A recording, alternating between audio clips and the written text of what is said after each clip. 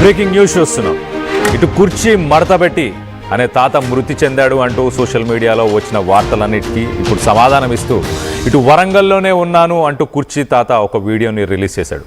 తాను బతికే ఉన్నానంటూ వీడియోని రిలీజ్ చేశాడు. దాదాపు 10 రోజులుగా కనిపించకుండా పోయిన కుర్చీ తాత తన భార్య అలాగే తన ఫ్యామిలీ మెంబర్స్ కూడా కొంత టెన్షన్ పడిన తర్వాత ఒక వీడియోని అయితే రిలీజ్ చేశాడు. చనిపోయాడంటూ సోషల్ మీడియాలో ప్రచారం జరుగుతుంది. ఇటు కుటుంబ సభ్యులతో కూడా ఆర్టీవీ ఎక్స్క్లూజివ్గా మాట్లాడింది. సో తాను బతికే ఉన్నానంటూ ఒక వీడియోని రిలీజ్ చేశాడు కుర్చీ తాత. తప్పుడు ప్రచారం చేయొద్దు అంటూ కూడా ఆయన విజ్ఞప్తి చేసినట్టు కూడా తెలుస్తుంది. ఒకసారి ఆయన రిలీజ్ చేసిన ఆ లేటెస్ట్ వీడియోని ఒకసారి చూసే ప్రయత్నం చేద్దాం.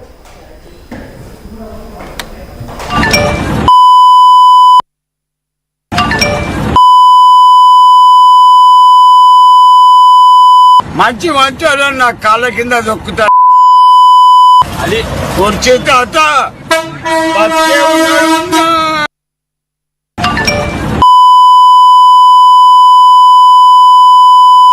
మంచి మంచోళ్ళు నా కాళ్ళ కింద దొక్కుతా అది కుర్చీ తాత. ఓకే, మొత్తానికైతే మంచోళ్ళని కూడా నేను చూశాను అంటూ తన కాళ్ళ కింద కూడా వేసి తొక్కానంటూ కూడా చెప్పుకొస్తున్నాడు. మొత్తం మీద లొకేషన్ ఒకసారి మనం చూస్తే కనుక వరంగల్ రైల్వే స్టేషన్ లాగా కనిపిస్తుంది. కొత్తగా రీబిల్డ్ చేసిన రైల్వే స్టేషన్ దగ్గర ఉన్నట్టు తెలుస్తుంది. సో మొత్తం మీద వరంగల్లోనే ఉన్నాడు కుర్చీ తాత. వరంగల్లోనే బతికే ఉన్నాను. నా గురించి ఎవరైతే వైరల్ వీడియోస్ చేస్తున్నారో, మిస్ఇన్ఫర్మేషన్ స్ప్రెడ్ చేస్తున్నారో వాళ్ళందరికీ సమాధానం ఇచ్చే ప్రయత్నం కూడా చేసినట్టు చాలా క్లియర్గా తెలుస్తుంది. దీనికి సంబంధించి లేటెస్ట్ అప్డేట్ మరింత ఇన్ఫర్మేషన్ కూడా తీసుకునే ప్రయత్నం చేద్దాం. మా ప్రతినిధి అనింద్ర ఉన్నారు. అనింద్రతో మాట్లాడి తెలుసుకునే ప్రయత్నం చేద్దాం. అనింద్ర, చెప్పండి, ఇటు ఫ్యామిలీ మెంబర్స్కి కూడా ఇన్ఫర్మేషన్ వెళ్ళిందా? ఫ్యామిలీ మెంబర్స్ ఏమంటున్నారు? నిన్న తన భార్య కూడా మాట్లాడింది. ఇటు కుర్చీ తాత వరంగల్ రైల్వే స్టేషన్ దగ్గర ఉన్నట్టు వీడియోస్లో కూడా చాలా క్లియర్గా కనిపిస్తుంది. కళ్యాణ్, నిన్న మనం ఆర్టీవీ వాళ్ళ భార్యతో మాట్లాడినప్పుడు ఆవిడ కూడా చెప్పారు ఆయన వరంగల్లో ఉన్నారు, వాళ్ళ సిస్టర్స్ వాళ్ళ దగ్గర ఉన్నారు అని చెప్పేసి చెప్పడం జరిగింది. సో నిన్న వాళ్ళ మధ్యాహ్నం వాళ్ళకి ఒక ఫోన్ కూడా రావడం జరిగింది. వాళ్ళ ఫోన్ కాల్ వరంగల్ నుంచి చేశారు. కుర్చీ తాత ఇక్కడే ఉన్నారని చెప్పేసి ఆవిడకి ఇన్ఫర్మేషన్ కూడా ఇవ్వడం జరిగింది. ఈ రోజు తను వరంగల్ వెళ్తానని చెప్పారు. వరంగల్ వెళ్ళి తను తీసుకొచ్చి మళ్ళీ నేను మీతో మాట్లాడిపిస్తానని కూడా చెప్పడం జరిగింది. కానీ ఈలోగా ఫేక్ న్యూస్ అనేది ఎక్కువగా స్ప్రెడ్ అయిపోయింది. కుర్చీ తాత ఇక లేరు, ఆయన మరణించారంటూ కూడా వార్తలు రావడంతో ఆయన భార్య, ఆయన ఫ్యామిలీ మొత్తం కూడా చాలా బాధపడిన సిచ్యువేషన్.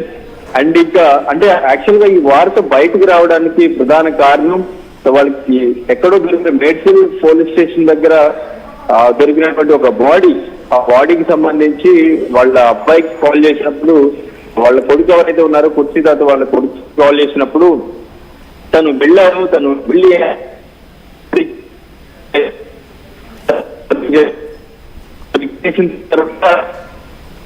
ఈ కుర్చీ తాత వెళ్ళారు. అక్కడికి వెళ్ళి తను ఆ బాడీ కాదు అని చెప్పి ఆయన పేరు చూసి తను కాదు అని చెప్పేసి తను చెప్పిన తర్వాత అప్పుడు ఒక క్లారిటీ వచ్చింది. ఎందుకంటే వాళ్ళ కొడుకులు ఎవరైతే ఉన్నారో వాళ్ళ సన్స్ ఇద్దరు కూడా మేడ్చల్ దగ్గరలో ఉంటారు. వాళ్ళిద్దరు కూడా పెద్దగా పట్టించుకోరు, ఇంటి దగ్గర కూడా రారు. వాళ్ళ కూతురింటి దగ్గర అంటే అల్లుడింటి దగ్గర ఉంటున్నారు. వాళ్ళు చూసుకుంటున్నారు వీళ్ళిద్దరినీ కూడా. సో అందుకని కుర్చీ తాత కూతురింట్లో ఉండడానికి పెద్దగా ఇష్టపడట్లేదు. ఆల్రెడీ తన భార్య ఉంటుంది కాబట్టి తను కూడా వాళ్ళ మీద డిపెండ్ అవడం అనేది తనకి నచ్చక తను వాళ్ళ సిస్టర్స్ వాళ్ళ ఇంటి దగ్గర వరంగల్లో ఉంటుంటారు. లేదు అంటే ఎక్కువగా బయట ఎక్కడైనా రోడ్లపైనే ఆయన ఎక్కువగా కనిపిస్తూ ఉంటారు అని చెప్పేసి తన భార్య కూడా నిన్న ఆర్టీవీతో చెప్పడం జరిగింది. సో మొత్తానికి ఈ వార్త ఆయన వరకు చేరింది. వరంగల్లో ఉన్నటువంటి కొంతమంది ఆయన ఫ్యాన్స్ కావచ్చు, అండ్ ఇంకా ఆ ఫ్యామిలీ మెంబర్స్, రిలేటివ్స్ కావచ్చు, వీళ్ళందరికీ కూడా ఈ వార్త చేరింది. సో వెంటనే తనతో ఈ వీడియో చేయించి పంపించడం జరిగింది. ఎస్పెషల్లీ ఇప్పుడు నేను బ్రతికే ఉన్నాను అని చెప్పేసి ఆయన చెప్తూ కూడా ఈ వీడియోని రిలీజ్ చేశారు. ఈ వార్తలు ఇంతటితో ఆగాలని చెప్పేసి. సో ఈ వార్తలు ఇంతటితో ఆగుతాయని చెప్పేసి డెఫినెట్ గా ఇప్పుడు ఫ్యామిలీ మెంబర్స్ ఎందుకు కూడా మనతో మాట్లాడడం జరిగింది. సో వాళ్ళు చాలా బాధపడిన సిచ్యువేషన్. బ్రతుకున్న పర్సన్ ని చంపేశారు అని చెప్పేసి వాళ్ళు చాలా బాధపడ్డారు. ఎక్కడున్నా ఎలా ఉన్నా పర్లేదు, కానీ బ్రతుకుంటే మాకు కాదు ఒక ధైర్యం, కానీ బ్రతుకున్న వ్యక్తిని ఇలా చంపేయడం కరెక్ట్ కాదు అని చెప్పేసి వాళ్ళ భార్య చాలా బాధపడ్డారు. సో ఇప్పుడు ఈ వార్త తెలిసిన తర్వాత, ఆ వీడియో చూసిన తర్వాత వాళ్ళందరూ కూడా వాళ్ళ ఫ్యామిలీ మెంబర్స్ చాలా హ్యాపీగా ఫీల్ అవుతున్నారు. సో డెఫినెట్ గా వాళ్ళు వెళ్ళి వరంగల్ నుంచి కుర్చీ దగ్గరికి తీసుకొచ్చే ప్రయత్నం చేస్తారు. ఇక్కడ తీసుకొచ్చిన తర్వాత మళ్ళీ మనం మాట్లాడించే ప్రయత్నం చేద్దాం. సో ప్రస్తుతానికి కుర్చీ తాతకి కొంతమంది ఫాలోవర్స్ ఉన్నారు, ఫ్యాన్స్ కూడా ఉన్నారు. ఎందుకంటే ఆ ఒక్క డైలాగ్ ఎంత ఫేమస్ అయ్యాడు అనేది మనం చూద్దాం. ఆ ఒక్క డైలాగ్ ని త్రివిక్రమ్ మహేష్ బాబు సినిమాలో కూడా తమన్ ఒక మంచి సాంగ్ దాన్ని కంపోజ్ చేశారు అంటే ఎంత ఫేమస్ అయింది అనేది చూసుకోవచ్చు. సో ఆ సాంగ్ తో మన టీం ని కూడా కలవడం జరిగింది. గుంటూరు గారు టీం కూడా గుర్తిగా కలిసారు, తమన్ కలిశారు. కలిసి తన ఆ డైలాగ్ మాత్రం తను అక్కడ రికార్డ్ చేసి వచ్చారు. సో తర్వాత సాంగ్ రికార్డ్ చేశారు. దానికి సంబంధించి ఆయన కొంత రెమ్యూనరేషన్ కూడా తమన్ ఇవ్వడం జరిగింది. ఇలా కుర్చీ తర్వాత మళ్ళీ ఎటువంటి అవకాశాలు కానీ ఎటువంటి బ్రతుకు తెరువు లేక ఇట్లా రోడ్ల పైన తిరగడం, సో ఆ వీడియోస్ రికార్డ్ చేస్తూ. అనింద్ర మీరు ఒక్కసారి లైన్లోనే ఉండండి. ఆయన మాట్లాడిన వీడియో ఒక్కసారి చూసే ప్రయత్నం చేద్దాం, తర్వాత దాని గురించి ఒక్కసారి చర్చిద్దాం. ఒక్కసారి ఆ వీడియో ప్లే చేయండి పిసిఆర్.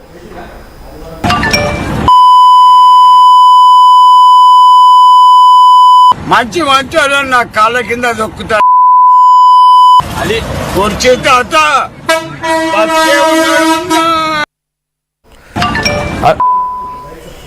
రైట్ అనింద్ర, మంచోళ్ళని నా కాళ్ళ కింద వేసి తొక్కాను, కుర్చీ తాత బతికే ఉన్నాడు అంటూ రెండు డైలాగులు అయితే చాలా క్లియర్గా చెప్పారు. అయితే మంచోళ్ళని కాళ్ళ కింద తొక్కే అన్న పాయింట్ ఎందుకు అంటే, సోషల్ మీడియాలో తన మీద ఎవరైతే రూమర్స్ స్ప్రెడ్ చేశారో వాళ్ళ గురించి మాట్లాడుతున్నాడా, ఎట్ ద సేమ్ టైం కుర్చీ తాత బతికే ఉన్నాడు అని అయితే చెప్తున్నాడు. చాలా క్లియర్గా ఆ స్టేట్మెంట్ అయితే చాలా క్లియర్గా ఉంది. కానీ మంచోళ్ళని కాళ్ళ కింద వేసి తొక్కాను అని చెప్పేసి ఒక మాట మాట్లాడాడు. అది ఎవరిని ఉద్దేశించి మాట్లాడారు అరవింద్ర?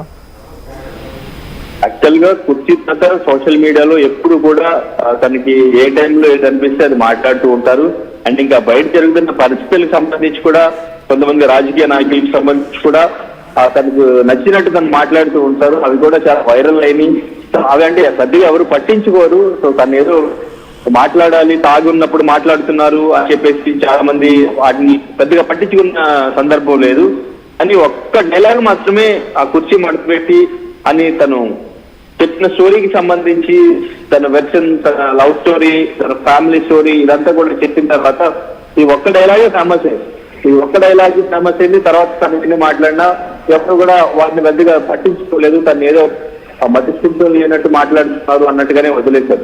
సో ఇప్పుడు ఈ వార్త తనకు తెలిసిన తర్వాత సోషల్ మీడియాలో తను చనిపోయారంటూ కూడా ఎక్కువగా వార్తలు స్ప్రెడ్ చేస్తున్నారు అన్న వెర్షన్ లో తను కూడా బాధతో నా కుటుంబ సభ్యులు ఎంత బాధపడతారు ఈ వార్త తెలిస్తే, నేను బ్రతికే ఉన్నాను అనే చెప్పే ప్రయత్నం చేస్తూ కుర్చీ తాత అది క్లియర్ గా మెన్షన్ చేసి మాట్లాడినట్టుగా మనకు అర్థమవుతుంది.